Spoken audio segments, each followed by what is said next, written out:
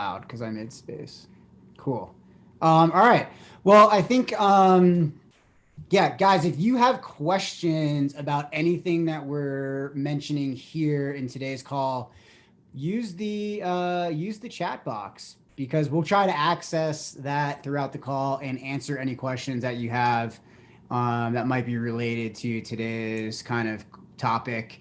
And then if there's anything that we can't get to, we will be sure to include it in the rapid fire Friday Q&A slash kind of check-in call that we're going to do on Friday of this week. But today we wanted to talk about, I like to call it hitting the big percentage points in your training.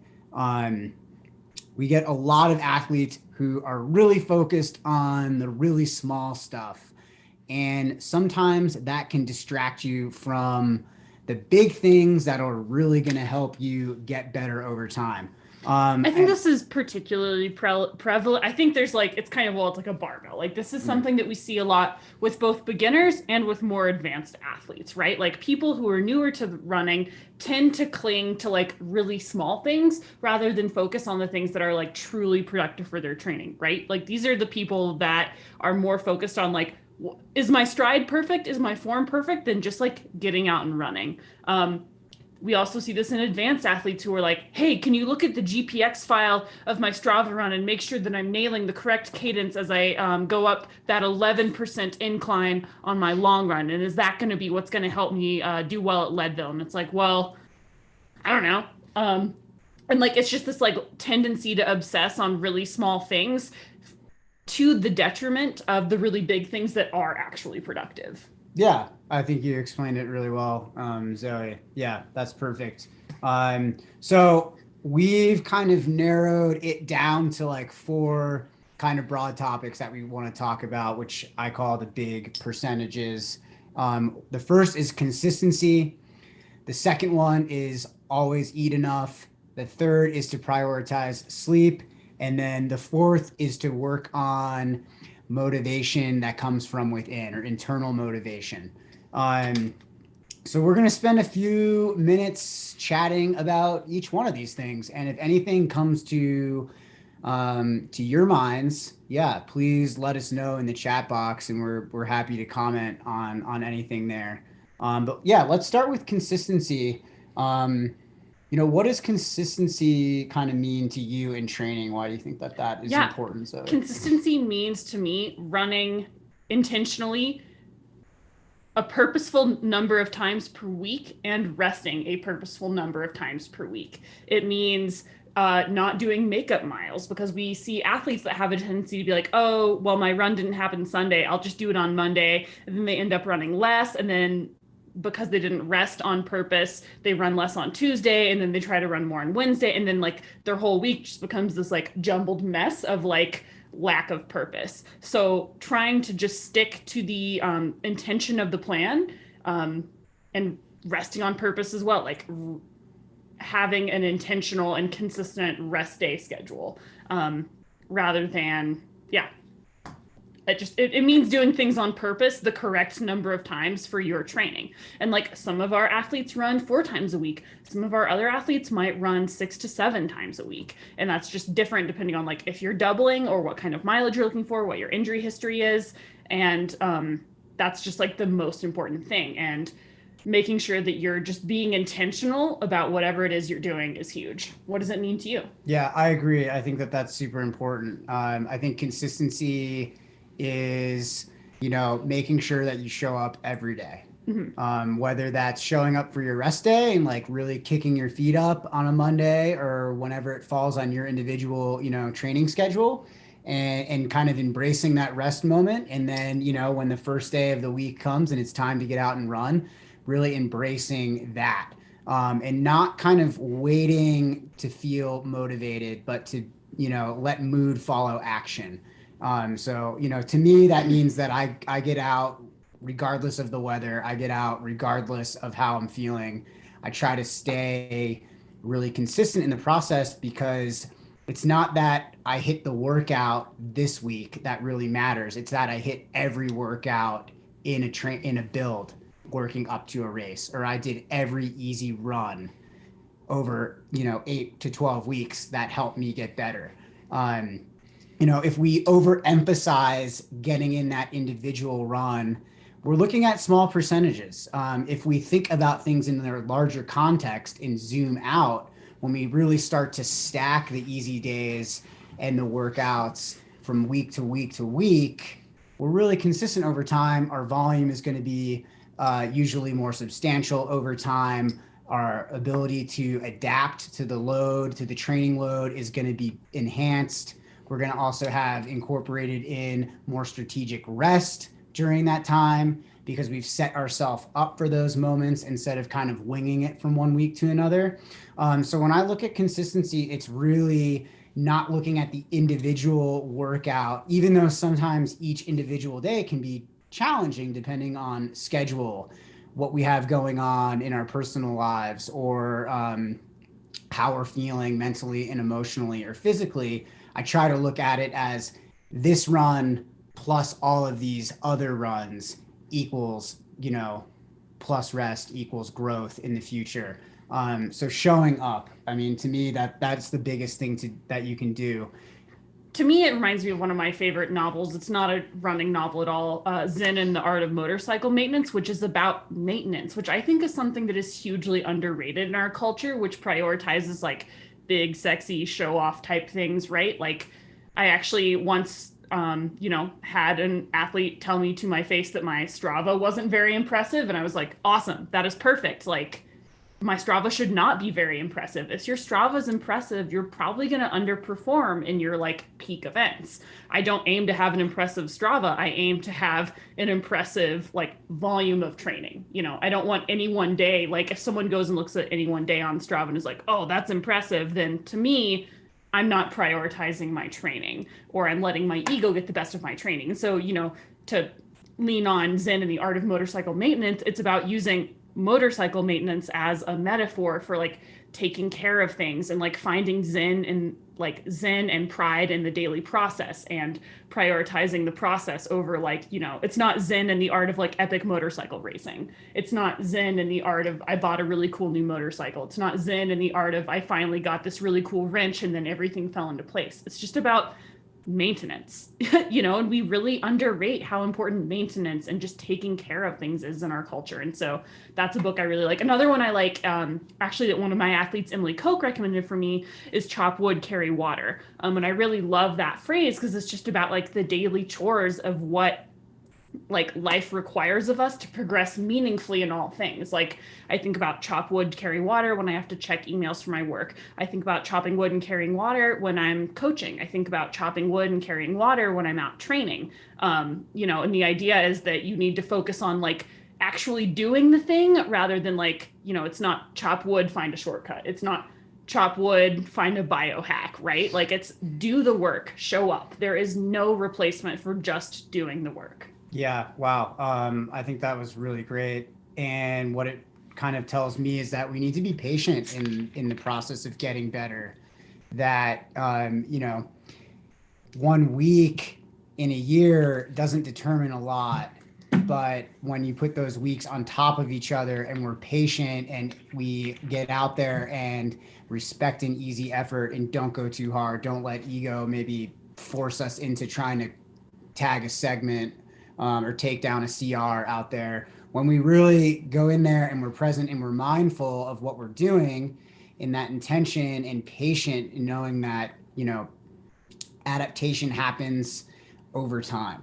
And then maintaining that adaptation by going out and doing the daily work is really, really important in terms of leveling up and then leveling up again. So the idea of maintenance is, I think, really, really important as kind of a subcategory in consistency, where, I'm not asking you to go out and do 3 hill sessions a week for no reason. We're using that to build, for any specific athlete here who has done that, we use that to build a lot of strength and to help your musculoskeletal system adapt to the rigors of running. And then once you've reached that, that you've built that foundation or reached that place in your training that we're looking for you to reach, we don't discard that. We build on top of it. And so we have to continue to do some of that work in order to maintain it. And that consistent work really matters over time. It adds up. It's how we get better. Um, Rather than, if we're doing infrequent doses of things, it's kind of Yeah. how we end Or up like not getting over as strong. prioritizing things at the risk of consistency. Like athletes that focus too much on like, oh, I just want to do a speed block, or like, oh, I want to do a vert block, rather than being like, I want to put down 3 to 5 years of awesome training, which like that can sound really scary because you're like, oh my God, 3 to 5 years, like what's even the world going to look like? But if you're not willing to trade in one good block for 3 to 5 years of hard work, then you're not ready to grow. Then you're not ready to reach your potential as an athlete. And like those can be scary things to encounter, but that the reality is that is literally just what it takes. So there is no workout, there is no training block, there is no VO2 max test or like strength workout that is any better than years of consistent training. Yeah. And I think it's fair to say that when we think about having the perspective that Zoe just mentioned, it sometimes takes time to arrive at that place where you're comfortable with the consistency or how much time it takes to really develop as an athlete, or to look at things in terms of like everything's going to accumulate one week after another. That can be tough. So, Yeah. go easy on yourself as you start to think about some ideas that might be new to you, or you're hearing for the first time in this call or through a blog post that we've written about. The other, before we go on to the next point, I think that continuing to develop and reinforce strong habits and routines really help in being consistent. So we've talked about this before. Schedule your runs like you schedule meetings at work. Build your day, blocking out an hour to get the work done, and hold yourself to that hour. If it means like putting your running clothes on an hour before you intend to go out, or putting your shoes next to your computer so it's a reminder there, like after that long Zoom call, to like, okay, my run is next, my shoes are there. Helping yourself in these ways helps to build that consistency. Habit and everything always follow. So I would say, set yourself up, give yourself those little cues, and know it's okay sometimes when you miss a run and whatnot. No one individual day is going to determine your athletic potential, but But also being the be kind of accountable. person who doesn't miss days is what it is, right? Like, Mhm. though we would never be like, oh, run through pain, run through discomfort, like, sickness and injury aside, like having the perspective to say, like, even though I know that this run doesn't matter all that much, I'm still the kind of person that goes out and gets that run done every single day. Like, Yeah, I like for my athletes to think of training as a sandcastle. Like, you make like there's not like one in huge grain or like a brick wall. Like, there's no one brick that's all that important. But what matters is that you show up every day and put another brick in and put another brick in and put another brick in. so I think the second kind of, if maybe every one of these things is a quarter, um, always eating enough and taking care of your nutritional needs is probably the second biggest percentage to hit. And I think for a lot of athletes, especially those who are plant based, which we're working with a number of plant based athletes now, we tend to get a little bit caught up in like the nuances and specifics of each like type of food, and where it comes from, and how healthy is it, and how clean is it, etc. And then at times we end up overemphasizing those things, and we don't eat as much as we need to. Right. So, as consistent athletes, as athletes who are training consistently for 5 days a week, hopefully five for a lot of people who are really healthy, um, that requires a lot of calorie intake. Something I always tell my athletes is I would rather you always eat enough than eat clean. That doesn't mean that you should only eat Kit Kats and that that's like fine and good, right? But that means that if you're like at your office or like at your desk and you're hungry and all you have on hand is a Kit Kat before your run and it's like Kit Kat or nothing, eat the Kit Kat and don't worry about it and don't feel guilty and don't think like, oh no, should I have had like an optimized date-based smoothie juice? Like, no, eat what is good to you and what works for you and makes sense for your life but is enough to cover your training needs, right? Like, we Absolutely. eat a lot of cookies in this household. Like we are not obsessive about like we don't count calories, we don't count macros. We do try to make sure because some it's just to be transparent, we have both struggled in the past with getting sufficient protein. So like that is something that we do try to turn more attention to, but there is no supplement and no smoothie that will replace just like a good balanced diet. And also like something that we've seen other athletes struggle with and that we know from working with Kylie and trying to help more athletes form relationship with Kylie as well, just because we really believe not just in Kylie specifically, though we do because she's amazing and we love her, but that like if food is something you're interested in or have struggled with in any way, whether it's getting enough or feeling like maybe you're overreaching on a few things, like working with a professional is a great way to make sure that you are eating enough. And she's told me like the number one thing she works with runners on is that they're just not eating enough. Like that is the number one mistake she sees runners making. But you know, just making sure that you're eating enough throughout the day as well. Like if you don't eat enough breakfast and then you eat like a sad little desk salad and then you like wait till dinner to like get any of your meaningful nutrition in, then you're just kind of like trying to dig yourself out of a hole, and that's not how the human body works. You need to eat well throughout the day, because if you don't eat enough up top, then you'll get like more hungry, and then like this is something that like I'm getting out of my realm of expertise on. And you know, if Kylie was here, she would come in and be like, oh my god. But like eating enough throughout your day, making sure that you're not leaning too much on one meal to be your savior, making sure like even though there is like some things that athletes might need to supplement in terms of like iron, vitamin D, and like, you know, every so often like making sure you're getting enough protein, if that means supplementing with a bit of like exterior protein like a protein shake or something, that's totally great. But like don't lean on like any one diet, don't lean on any one supplement to like replace just eating pretty well most of the time. Don't be obsessive about your food, make it something fun, and like don't just use it as fuel. Like it should be like a nice thing that fits into your life, and like don't overcomplicate it, don't obsess about it and count it. Work with a professional if you feel like you're getting out of your depth or you're not getting enough. And yeah, just like there's no silver bullet. Like just stick to the fundamentals. Like don't look at hacks. Don't look into weird fasting. Don't do, you know, whatever you read about on Instagram or Twitter. Like just, you know, common sense things that are the hardest things to do are always the best things for us. Just eating a balanced diet, getting enough. Yeah.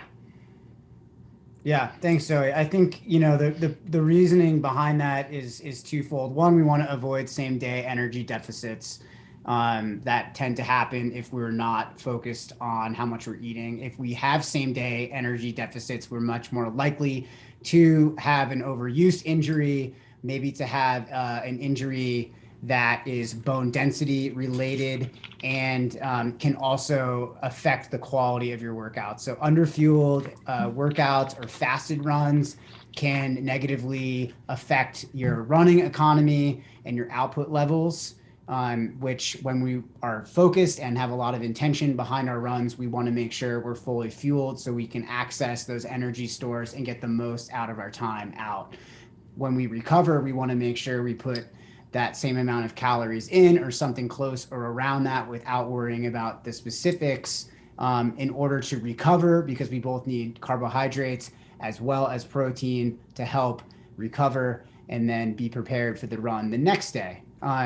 We would urge you to not cut food groups out of your life unless under the direction and specified by a medical professional. Yeah, and I would also say I know a lot of people. I'm vegan and have been for a long time. Many people on this call have very specific diets that they follow, and I think that is all fine and good. Just make sure you're eating enough. So that way your workouts are fueled and your recoveries are covered as well. We see a lot of issues with athletes over time with their consistency being affected. And in many cases, it's simply because an athlete was unaware that they weren't eating enough. So that's why we think this is one of the really big points to hit in your training. And just like anything that seems extreme to you, run away from, right? Like don't do extreme diets. Low carb diets are not good for athletes. Low fat diets, not good for athletes. Once again, with the caveat that like if you've heard because you have like some other different underlying condition like diabetes or something like that, and you've worked with a medical professional and you like need to eliminate dairy or eat less carbs or fat for a specific reason, that's totally fine. We're not medical professionals, we're just coaches. But like there's a lot of very harmful, toxic messaging out there on the internet that tells you to eat less of things for like no real reason. And don't do that. Don't eat less of things unless you have a specific reason. And that reason is science and a doctor. Awesome. All right. So I think the third point to talk about, which is my favorite, is sleep. And we've written a really nice blog post about sleep, but I would really want to cover it because this is your biggest recovery tool. I like to I call it the would, Swiss Army knife of yeah, I recovery. would say if there's like any one thing that athletes could all focus on more, it's sleep, right? Like, I would always like rather an athlete get adequate sleep than be underslept and then try to force a workout because you're going to raise your risk for injury. You're not going to recover well. And it's just going to be like you might as well have not worked out essentially because you're just not going to get much out of it if you're not sleeping adequately. So some of the interesting things about sleep, if you sleep less than 7 hours, you will not get the proper muscle repair or hormonal balance that occurs during sleep. Um, 7 to 9 hours is the appropriate amount for athletes. Seven being a pretty hard, don't try not to go below that. If you're pushing in your training, you may need nine, you may need 10. I know that sometimes for me, if I'm doing doubles in high volume, I like to get a little bit of extra sleep. And I think that that really helps. Each person is really individual though, and the amount of sleep that you do need within that window can vary. If you oversleep, sometimes you may feel a little bit groggy. But if you undersleep 5, 6 hours, four, you're essentially showing up to life drunk. And that is what the science has been, has shown us Well, there is a specific cognitively. study, just to like give context to that comment because it's funny. There was a specific study that analyzed the performance of elite basketball players and found that getting less than 6 hours of sleep was the equivalent of drinking like 5 beers before playing basketball. Like, I'm trying to imagine showing up to work after having consumed 5 beers, and like that would not be my best self. That would be so far from my best self. But I've definitely shown up to work underslept and Of like, course. yeah, cognitively and physically, not my A game. So just making sure, like at a certain point, like there's been times where I'm like really hustling to get DNF out the door like late at night. And I've been like, you know what? Staying up late is just like not going to be any better for the final product. I need to shut it down. I need to be disciplined about my sleep and then reapproach it later when I'm cognitively in a better place to like actually deliver on this product. And like, same thing for workouts. At a certain point, if like, if I'm up late doing DNF, then I'm not going to like set a super early alarm to get my run in. Like, even if that was the only time of day for me to get my run in, I would say, like, you know what? I need the sleep more than I need the run because doing the run in the absence of sleep is going to be like not having done the run at all, but worse. Yeah, I would agree. Whenever you have a few consecutive nights where you don't feel like you're getting quality sleep or you don't feel like you're feeling very restful, always make sure you prioritize the sleep on the next day. And it's okay to give up 10 or 20 minutes or a few miles or 30 minutes out of your run in order to catch up on that sleep because we want to avoid digging into a fatigue hole where you don't just feel physically tired, which can be tough to get out of after several days, but where you also start to feel mentally and emotionally tired too. So building some awareness around this stuff can really be helpful, and it kind of goes back to our main point. It allows us to stay consistent in our training, which is the biggest piece of all of this. A couple tips that I like for sleep are, if you're struggling with the good night's sleep, try to turn your electronic devices off an hour before bed and give yourself like an I want to wind down buffer. So if your bedtime is 10, that buffer, ideally could start at 9.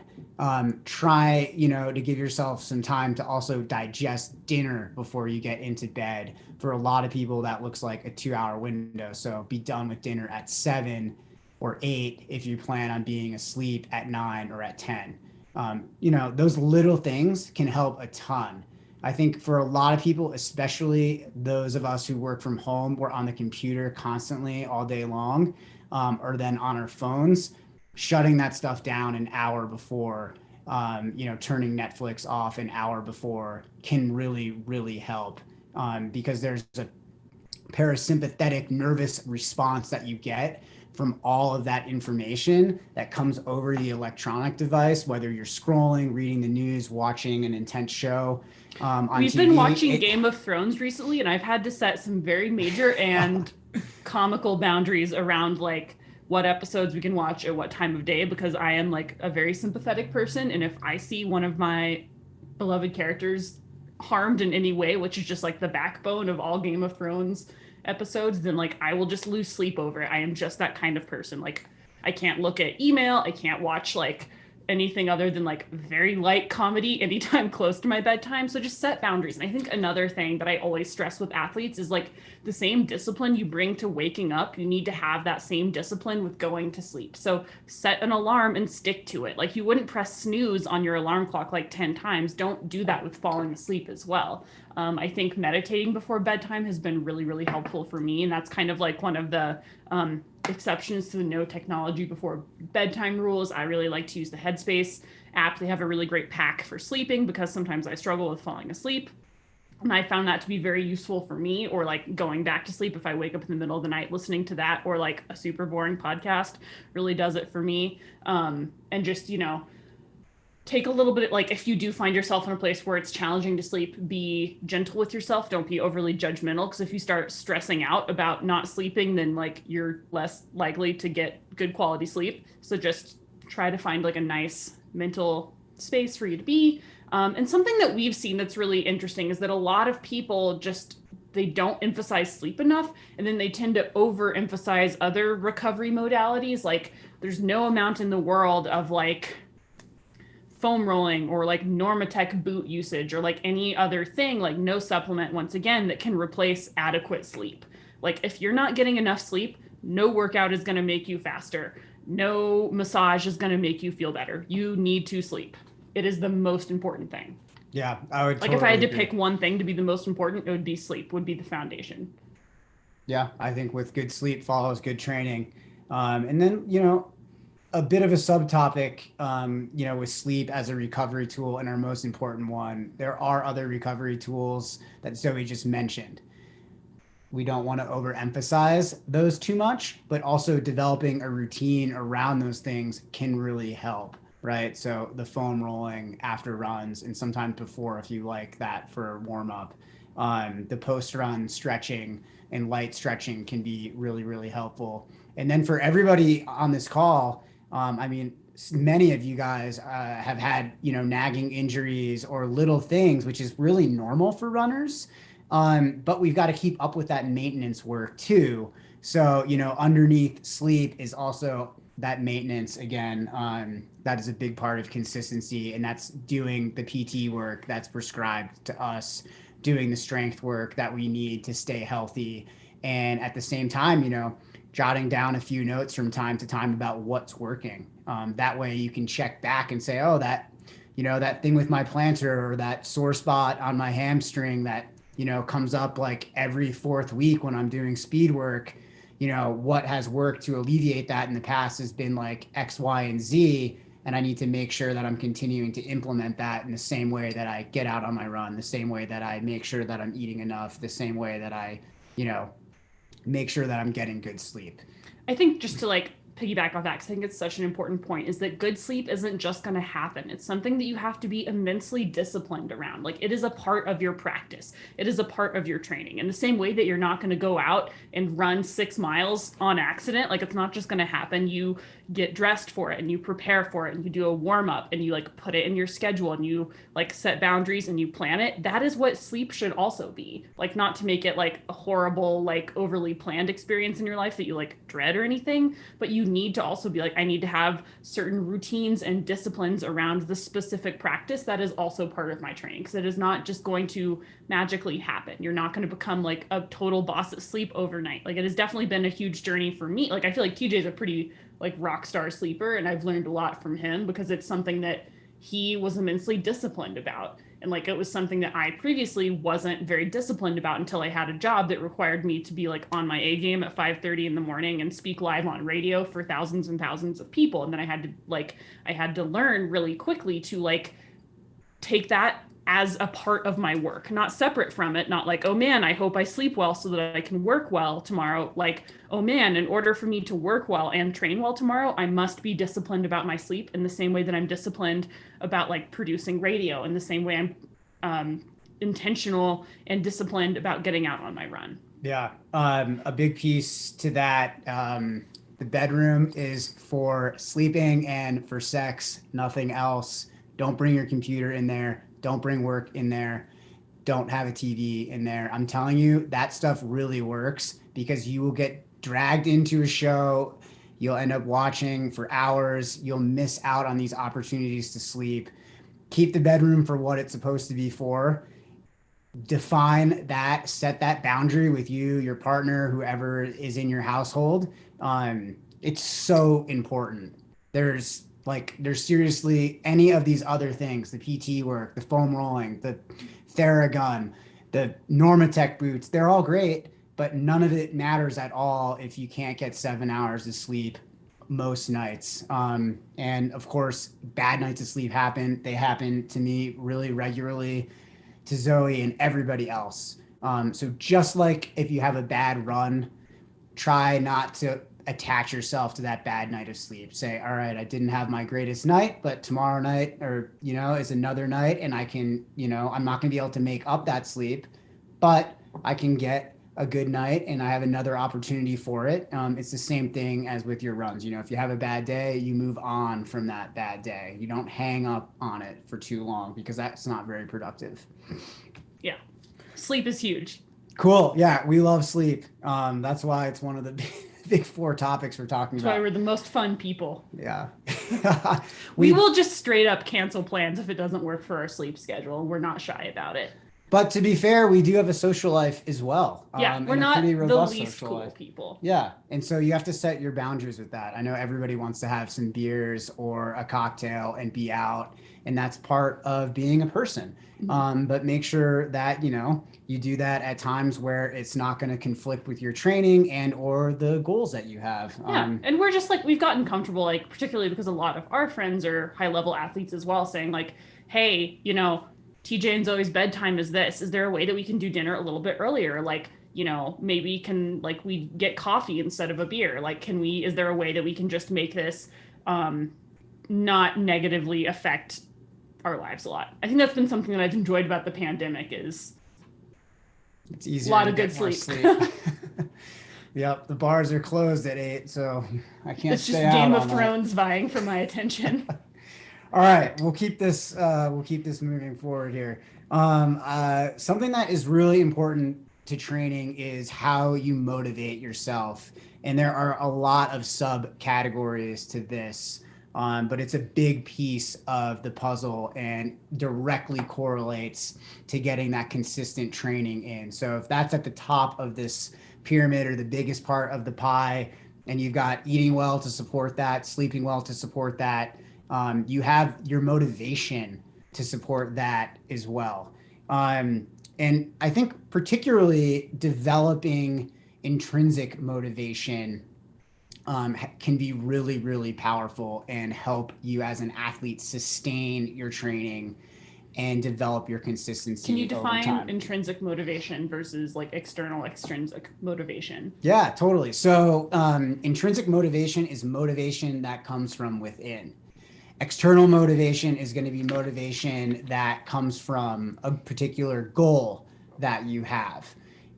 So for example, intrinsic motivation for me is that I love to run and to train for simply the fact that I love to run and to train.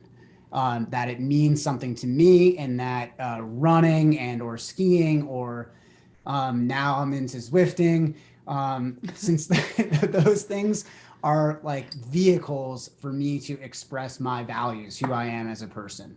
That comes from within. An external, goal is really obvious. It's like, I want to run X marathon or, this ultra. And I think for every athlete, a healthy balance between the two is very important. But without any internal motivation at all, we become really beholden to the numbers the goals that we set for ourselves and or achieve or don't achieve.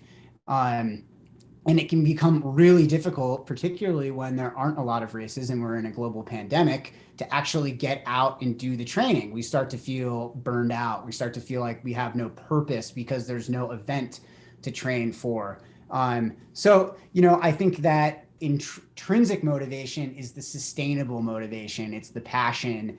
It is that thing that kind of underlies everything that you do. You may have this in other areas of your life, like in your career or in a relationship with a partner. You might have something that's like kind of driving things, and it's not about hitting like specific goals. This kind of stuff, like, it takes some time to develop, and I think that you have to give your passion room.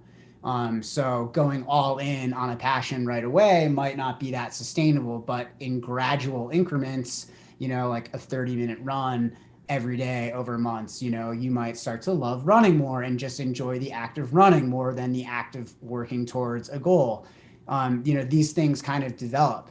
If you're a coach, you can find intrinsic motivation in like having a deep desire to set a strong example for other people in your training. That's something that helps me on days where I'm struggling to get out to run because it's a blizzard outside or something like that. And it doesn't, it's not that fun to run in a blizzard. Well, it's really fun to set a good example of consistent training.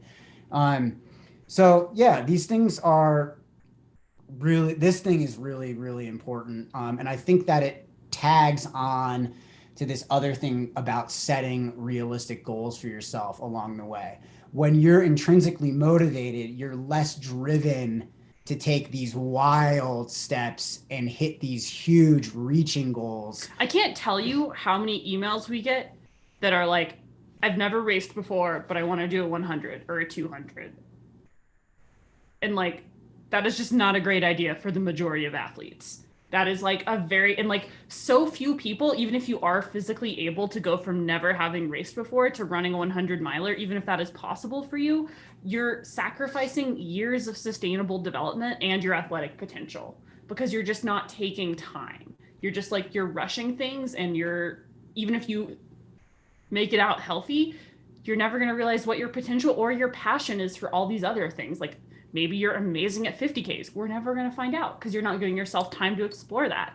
You're never going to find out if you're passionate about 50 milers or like what kind of terrain you're excited about and the type of training that it's going to take most of us to reach those big goals. If you don't have years and years and years of underlying training and foundations to sustain that, you will burn out. Like, even if you are physically intact, mentally, so few athletes who overreach for goals end up staying with the program as long as it takes for them to reach their potential and to like actually achieve those not results. even our program, but like any program yeah, at all. Sustain, like running generally. Yeah, we see that a lot where I think when Microcosm first started and we didn't ask people to commit to a year of training, and we built a lot of plans for people who just needed help running X, Y, or Z race, and we didn't take into account some of these things, we would see people complete a 100 miler only to be so completely burned out at the end that they never ran ever again. And to me, if you finish a race and the first thought you have is, I don't want to run again, then like I have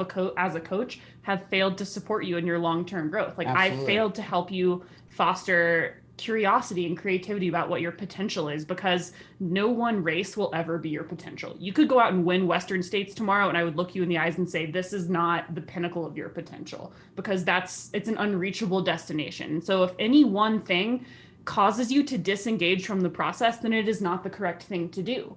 But if there are things that help you stay engaged in the process for longer and just keep kicking that potential can down the road, like further, like, next year's my year, next year's my year, next year's my year, even though on paper that may not look as sexy as saying like, oh yeah, this is the year that I set a New Year's resolution to run a 100. That person is like, the person who is a process-oriented person rather than a goal-oriented person is always going to have better results anyway. Yeah, and I think we can sometimes use process-oriented and internal motivation as kind of synonyms of each other. But at the same time, I don't want this to sound like to you guys like, hey, don't dream big and shoot your shot and go for something. we totally support that, but we also want to be realistic about those goals. So something that really helps me and helps me develop and kind of make my intrinsic motivation stronger, so that way I'm less likely to burn out and more likely to be consistent over time and then grow and become a better runner, is to get in touch with the things that I value. Um, because I want to make sure that the goals I set for myself are extensions of and offer me opportunity to express the things that I value, who I am as a person, and also can maybe help those things grow or to solidify that stuff too. So, writing down a few things from time to time and introspecting on this stuff, and it can just be like 5 minutes of journaling can I'm be really curious, like helpful. what are 3 or 5 of your core values and how do those manifest through running? Like how on the day to day do you channel your core values to motivate? Like when there's a snowstorm, when you're tired, when you'd rather watch Game of Thrones? Putting me on the spot for my value. Wow. I think Yeah, that cool. expressing like I just think that sometimes it's helpful to talk in specifics rather than just like broad sweeping things, just so that people like just by even throwing more core values Hmm. out there, some of them might resonate with people and they're like, oh yeah, like for me, like a big core value is environmental advocacy or community building. And every day that I run, I get a chance to be out in the environment and learn about it and get closer to it. And so every single run fulfills something that is deeply important to me. Yeah. I'm a huge community person. So just running around Carbondale and checking out what's going in Carbondale or connecting with other people, whether it's on Strava or like if I run with, Kylie or TJ, then like that fulfills a deeply personal need that I have to connect with people. And so every single run, it's never just a run. It's always like, this is me living out my most authentic self by jogging around a golf course. And that makes it way easier to just jog around a golf course. Yeah, it does. I think that that's so important. Yeah, I guess my core values are a little bit similar to yours, but also kind of different. I think about dedication a lot. I think about mastery, like really committing to something and being great at it. And that journey has no end. That isn't a finish line. There's no end in sight, really. Each goal is always the impetus for another. Each run even can be the impetus for the next run. um, I think a lot about community when I think about my values. I think about how important it is to wake up every day and to do things that reflect those values, but also bring those values out of other people too, and help other people to access those things within them that kind of help to drive them forward. So that's really huge for me. That's a lot of why when I go out, I think about all of you guys and anybody else.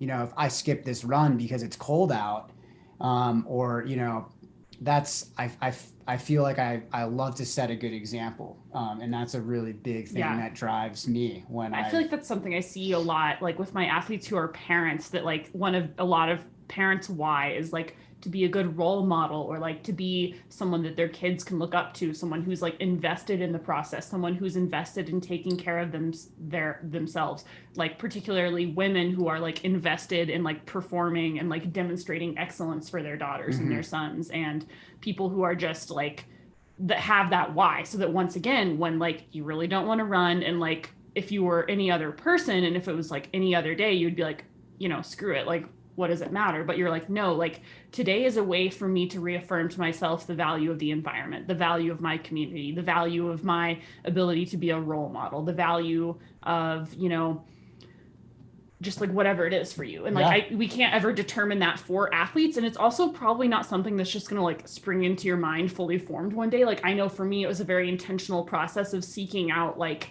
okay, so I can't just like be motivated by having a chip on my shoulder and like wanting to be a badass, because like I fully ran out that amount of motivation and like came to like the end of like it definitely reached the point at which that kind of motivation was no longer productive. And I was like, what are sustainable things that matter to me that will fuel me literally for the rest of forever? Yeah, and it's important. I definitely, recommend that you guys spend some time thinking about those things, developing, we talk about this a lot, but developing your why, it's a big part of intrinsic motivation. having those sustainable motivators. And you can have multiple, even just having this conversation makes me think about all the things that motivate me. And they're certainly not limited to just a handful um, of the things that we've mentioned now. And they can be really diverse. They can be all about a number of different topics. But I think one of the biggest things that we see with a lot of athletes is that the motivation that sustains is something that's definitely deeply connected to your internal kind of like compass. And it's really important to, hold space for those kind of those values. I call them values, but they can also be, it can be your why. It can be, you can call them motivators, or underlying purpose. I think there's many different things to call the same thing, but just so important in that reflection process. You can sometimes, I do it before I go out for a run, or when I'm lying in bed in the morning and I know that it's snowing outside. I'll reflect on a couple of those things before I go out the door, and it helps me stay consistent, and it also helps me to pick goals that are really important, right? And to make sure when I pick those goals, it's not about um, beating somebody else. It's about doing the best that I can and expressing myself in the best way that I know how, um, and pushing myself and maybe seeing a little bit where my potential and my limits lie. And I think for a lot of people, a lot of athletes, wanting to see where your limits are and things like that are really important, but doing that in a sustainable way that doesn't produce burnout and things like that is really important, right? Because if we do too much too soon, if we go all in on that passion or that one singular value or that thing that we see in an event, we may overwhelm ourselves, and we might lose that interest. Yeah. Well, great. Yeah, I think that we hit the four points. Did we get them all? Yeah. That's awesome. Yeah, I guess just to kind of summarize things, I guess for us, if consistency is at the top of any athlete's pyramid, um, you've got consistency, and then you have these other like facets that kind of feed and help to continue to allow you to get out the door every day and put that work in. The first one is to always eat enough. Every individual has a diet or some kind of diet that they like, that fits for them, that works for them. That's great. Just make sure you eat enough.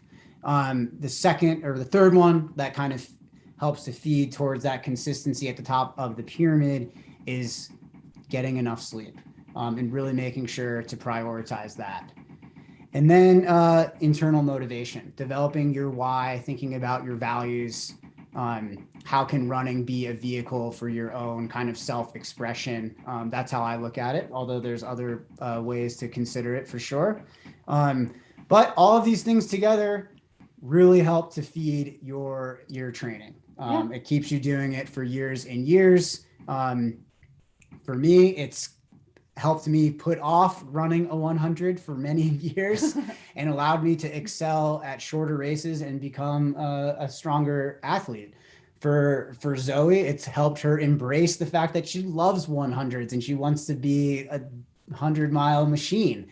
And that is really cool. There are so many different ways to develop as an athlete and a human there, but these things will help you do but it. yeah, and I think the emphasis is on making sure that you're developing as a human and not as not exclusively as an athlete to the detriment of developing as a human. And overemphasizing the outcome rather than the process is a great way to stunt yourself as a human and like temporarily become probably a very impressive Strava athlete for like 3 days, and like focusing on, once again, on the process, not the outcome. Focusing on like, there's no one hack or trick or shortcut that is going to be better for your training. No better workout, no recovery tool, no massage, no chiropractor, like no whatever it is that is just better than like taking care of yourself, being kind to yourself, sleeping a bunch, eating a bunch, and running a bunch, and doing the things in the correct amount that feels good to you and is prescribed by someone who knows what they're doing. Well, we'll leave it at that because that was a great summary. Thanks, Zoe. Eat, sleep, run, process. listen to experts. Listen to experts. Yes. In their respective fields. Yeah. So guys, we've written some blog posts on these topics in the past and done more in-depth talks about each one of these points, specifically hierarchy of goals talk on that is on YouTube right now. If you guys are thinking about how to set goals, set intermediate goals and short-term goals, I would really recommend listening to that. It's like 30 minutes long. We did a really good nutrition talk with Kylie on fueling. And there is a really great 101 how to get better sleep guide in the microblog on our website. Dive into that stuff. If you got any questions, send us an email, and then we can always kind of go into some of the kind of sub points that exist in each one of these categories during a Friday rapid fire session. But yeah, thanks so much. I think that we've been wanting to have this call for quite a while, so feels good to have done it. Yeah. Yeah, good luck everybody with your training. Have a really fun week, and we'll see you in the AM Friday, 8 a.m. Mountain Standard for the Q&A. And maybe some team chatting too, because we like to hear from you guys as well. All right, thanks guys. Have a great night.